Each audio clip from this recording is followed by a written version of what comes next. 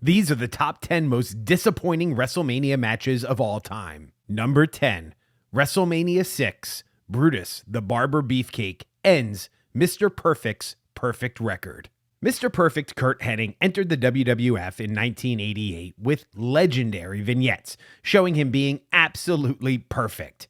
Catching football passes to himself, hitting home runs, draining three-point shots, he completely dominated the WWF, all the way until late 1989, becoming the top heel in the company.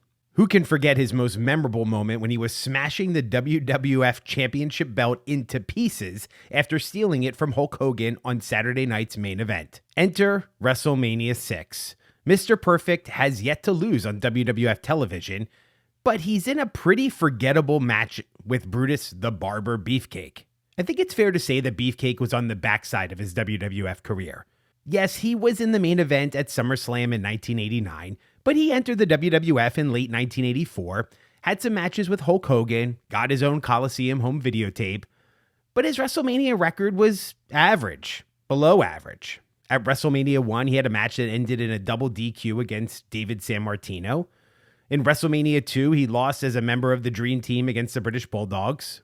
At WrestleMania 3 was a highlight. That's when he officially became the Barber. But then in WrestleMania 4, he won by DQ over the Honky Tonk Man. WrestleMania 5, it was a double count out with the $1 Million Man, Ted DiBiase. Yeah, he was okay. He was fine. But WrestleMania 6 felt like an easy win for Mr. Perfect, as he would be set up to be the first challenger to the Ultimate Warrior. But that's not what happened. The end of the match, Mr. Perfect is slingshotted into the ring post, crashes down on the mat, and Beefcake crawls over and gets the victory. So why did this make our list of most disappointing WrestleMania matches of all time? Well, because it wasn't a big deal. There wasn't a big celebration that Mr. Perfect's perfect record was broken. They barely talked about it on commentary.